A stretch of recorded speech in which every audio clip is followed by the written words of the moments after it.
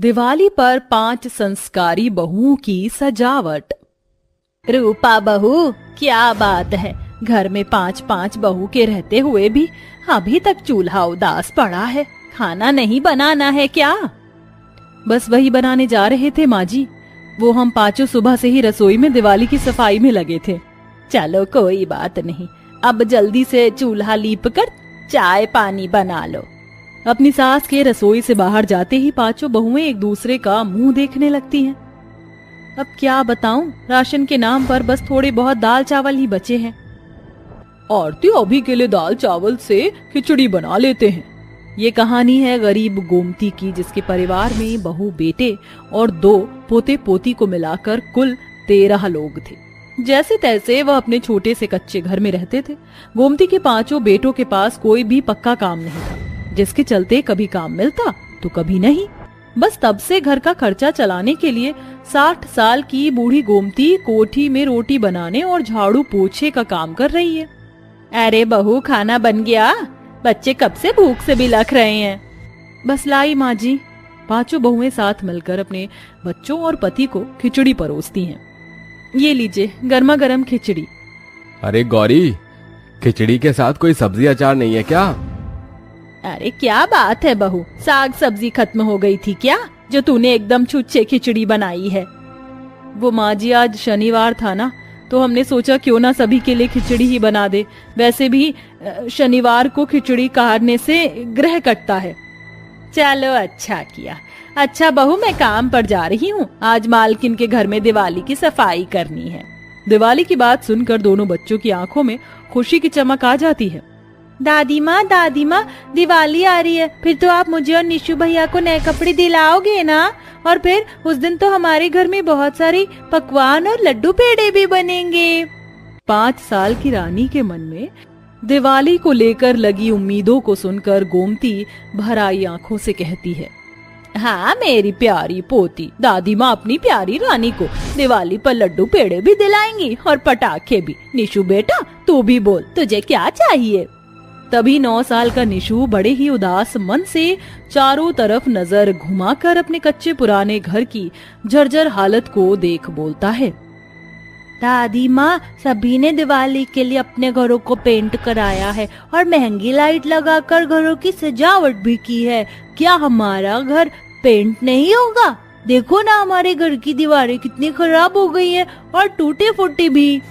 ये सुनकर रूपा कहती है, निशु बेटा, हमारे पास इतने पैसे कहाँ से आएंगे कि हम अपने घर को पेंट करवा सके? दिवाली पर सभी के घर कितने सुंदर लगते हैं, एक हमारा ही घर एकदम फीका से लगता है। तुम चिंता मत करो निशु, इस बार दिवाली पर हमारे घर में भी सजावट होगी। ये सुनकर निशु का मुरझाया हुआ चेहरा खुशी से खिल उठता है। सचमुच गौरी चाची? हाँ सच में। निशु रानी, चलो बच्चों, मैं तुम दोनों को स्कूल छोड़ते हुए काम पर चली जाऊंगी। सभी के घर से जाने के बाद 5 बहुएं आपस में बात करने लगती हैं।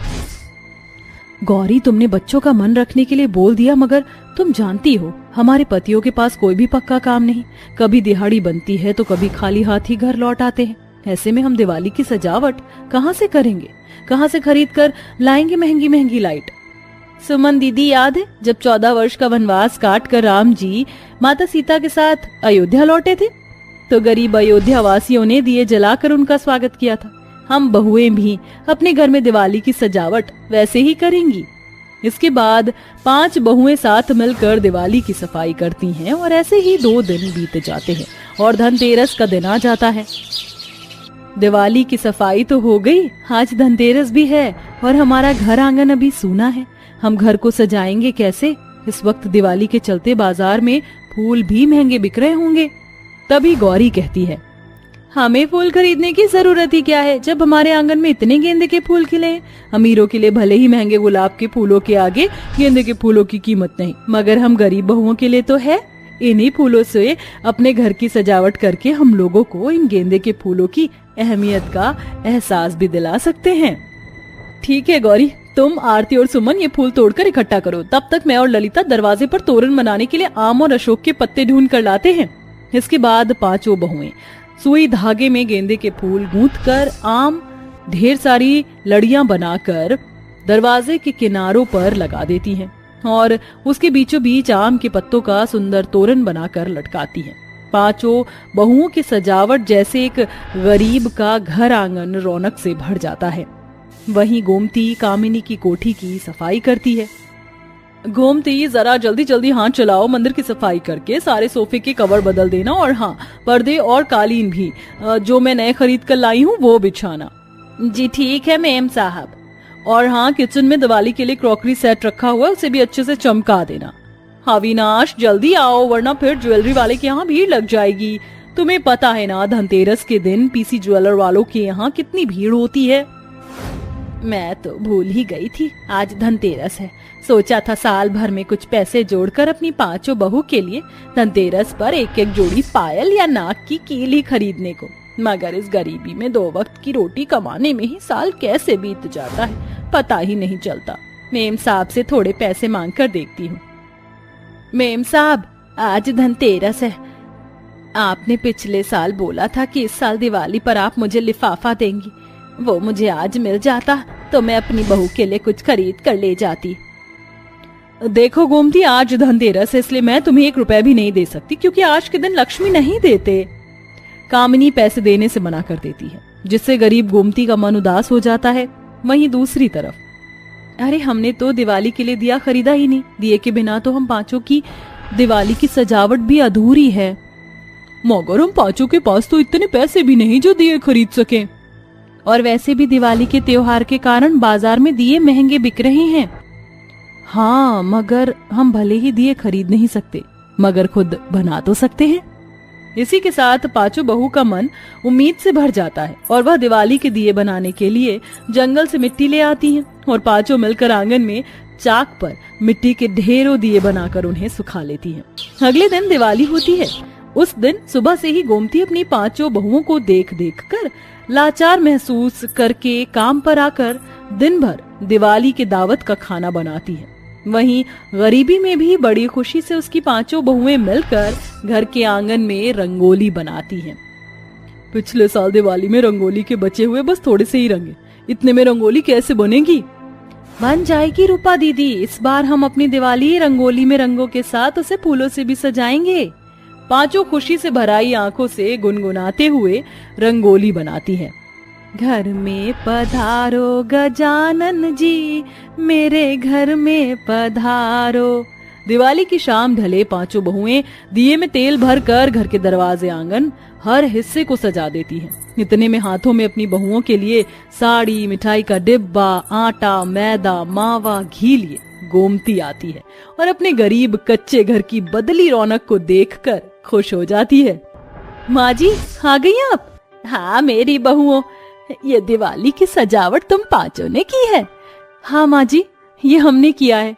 जुग जुग जीती रहो मेरे घर की लक्ष्मियों, तुम जैसी संस्कारी बहू जिस भी घर आंगन में जाएगी उस गरीब से गरीब घर आंगन को भी स्वर्ग सा सुंदर बना देगी। जरूर मैंने पिछले जन्म कोई पुण्य किया होगा जो मुझे तुम जैसी 5 संस्कारी बहुएं मिली हैं। ये लो तुम्हारे लिए दिवाली का उपहार। पांचों एक साथ अपनी सास के पांव छूती हैं। शुक्रिया माँ जी। दादी माँ, मेरे लिए भी पटाखे और फुलझड़ी लाई हो ना? हाँ मेरी लाडो रानी, लाई हूँ, ये ले। बड़ी खुशी से गोमती की बहुएं उपहार में दी हुई साड़ी को दिवाली पर पहनती हैं और मीठे मीठे पकवान बनाती हैं। सभी एक दूसरे को मिठाई खिलाकर खुशियों भरी दिवाली मनाते हैं। किसी ने ठीक ही कहा है, खुशियाँ ढूंढने से मिलती हैं, तभी तो एक गरीब के घर आंगन में खुशियों से खिले चेहरे देखने को मिल जाते हैं। अनुष्का बेटा, समझने की कोशिश करो, वो लड़का बहुत अमीर परिवार का रहने वाला है और हम लोग एक मामूली परिवार से हैं। इतने बड़े घर में मैं तुम्हारी शादी के बारे में सोच भी नहीं सकती हूँ। माँ जरा सोचो, अगर इतने अमीर घर में मेरी शादी होगी तो मैं कितनी ऐशो आराम से रहूंगी। आपकी जगह कोई और माँ होती तो शादी के लिए फौरन हाँ कर देती। अनुष्का और आरव एक कॉलेज में थे और दोनों एक दूसरे से बहुत ज्यादा प्यार करते थे। जहाँ आरव रईस परिवार का इकलौता बेटा होता है, वहीं अनुष्का एक मिडिल क्लास फैमिली से होती है। अनुष्का की माँ अनुराधा अनुष्का और आरव की शादी के खिलाफ होती है, लेकिन अपनी बेटी के बार बार कहने पर अनुष्का की माँ इस शादी के लिए मान जाती है। जहाँ एक तरफ अनुष्का की शादी इतने अमीर परिवार में होती है तो वहीं दूसरी तरफ अनुष्का की छोटी बहन समीक्षा की शादी एक गरीब परिवार में होती है। अरे भाभी, आप क्यों खाना बना रही हैं? मुझे बोल देती तो मैं बना देती। मैं इस घर की बहू हूँ, अगर मैं खाना नहीं बनाऊंगी तो कौन खाना बनाएगा? आप इस घर की बहू नहीं बल्कि बेटी हो, समझी?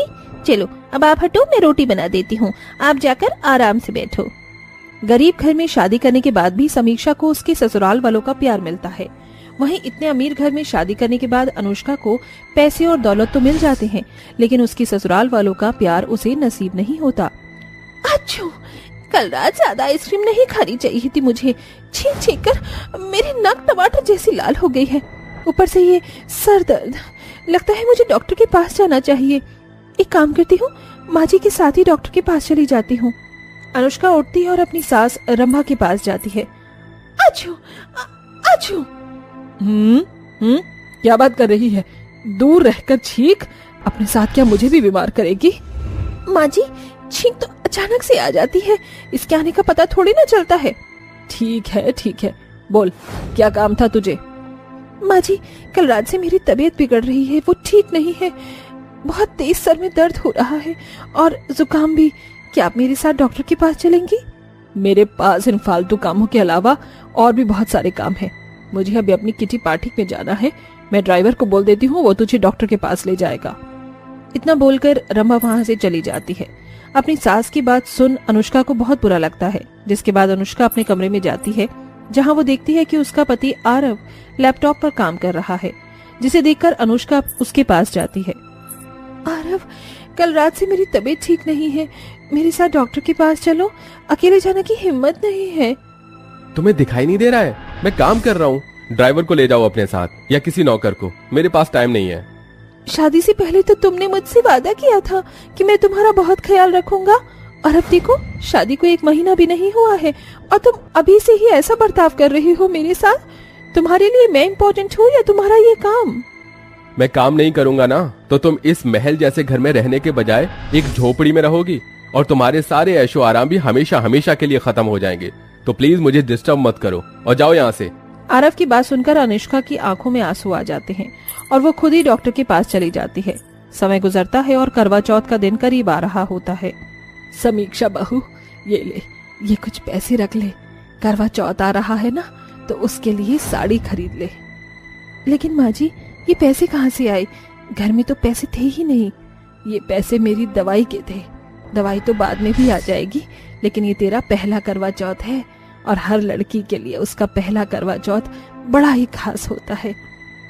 लेकिन माँ जी, ज्योति समीक्षा की एक नहीं सुनती और वैशाली समीक्षा को करवा चौथ के लिए साड़ी खरीदने के लिए भेज देती है।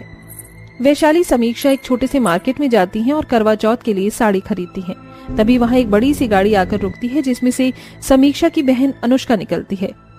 अरे समीक्षा, तुम यहाँ, वो भी ऐसी चीप मार्केट में? तुम इस मार्केट में शॉपिंग करती हो? भाई मैं तो सारा और गुच्ची के अलावा कहीं और शॉपिंग नहीं कर सकती। यू नो मेरे हस्बैंड के पास कितना पैसा है। अनुष्का, मैं तुम्हारे लिए बहुत खुश हूँ कि तुम्हारी शादी इतनी अमीर घर में हुई है और तुम इतने ऐशो आराम से अपनी जिंदगी जी रही हो, लेकिन जितना हमारे पास है हमें उसमें ही खुश रहना चाहिए। जिनके पास पैसा नहीं होता वो हमेशा यही बात बोलते हैं। अनुष्का की बात सुनकर वैशाली को बहुत बुरा लगता है, लेकिन वो अनुष्का को कुछ नहीं बोलती और समीक्षा के साथ वापस घर आ जाती है। वहीं अनुष्का को पता चलता है कि करवा चौथ आ रहा है, तो वो बहुत खुश होती है और करवा चौथ रखने की तैयारी करने लगती है। माँ जी, करवा चौथ आ रहा है और ये मेरा पहला करवा चौथ है, तो क्या आप मेरे साथ शॉपिंग पर चलेंगी? सभी सास बहुएं मिलकर करवा चौथ की शॉपिंग कर रही हैं। मैं भी चाहती हूँ कि हम दोनों भी मिलकर करवा चौथ की शॉपिंग करें। बहू, तेरी सोच कितनी मिडिल क्लास है ना, और वो होगी भी क्यों नहीं, क्योंकि तू खुद एक मिडिल क्लास फैमिली से है। मैंने तो मना किया था ना कि इस मिडिल क्लास लड़की से शादी मत कर, लेकिन उसने मेरी बात नहीं मानी। अमीर घर में शादी होने के बावजूद भी तेरी थिंकिंग नहीं बदली।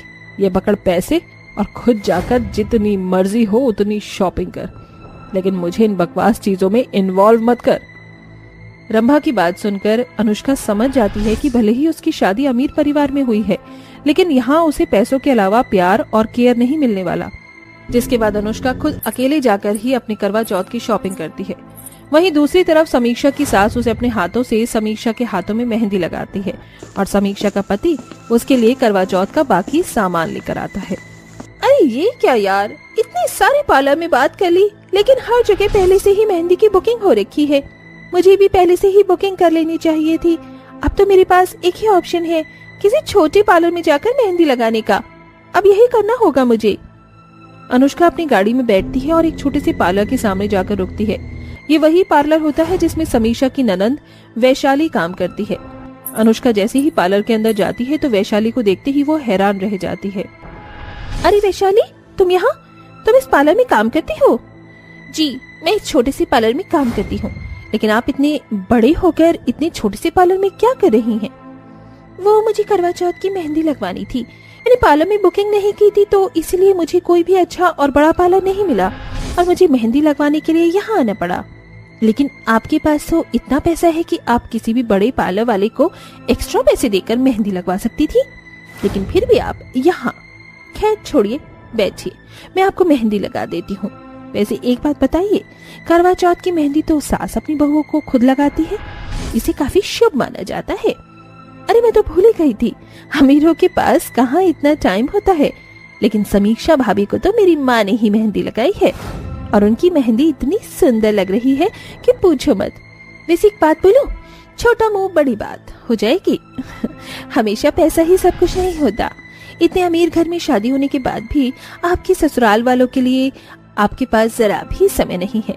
लेकिन हम इतने गरीब परिवार से हैं, फिर भी हम अपने परिवार को हर चीज से ज्यादा इम्पोर्टेंस देते हैं और उसके लिए समय निकालते हैं। इतने अमीर परिवार में शादी होने के बाद भी आपके चेहरे पर जरा भी खुशी दिखाई नहीं दे रही। वैशाली की बातें सुन अनुष्का को भी ऐसा ही एहसास होता है कि पैसों के चक्कर में उसने एक अमीर परिवार में शादी तो कर ली, लेकिन वो जिंदगी भर प्यार के लिए तरसती रहेगी। वैशाली की बात सुन अनुष्का को अपनी गलती का एहसास होता है और वो समीक्षा के पास जाकर उससे माफी मांगती है। समीक्षा भी अनुष्का को माफ कर देती है और अब जब भी अनुष्का को सास के प्यार की कमी महसूस होती तो समीक्षा की सास के पास जाती, जिसके बाद ज्योति, समीक्षा और अनुष्का को बिल्कुल माँ की तरह वो प्यार करती।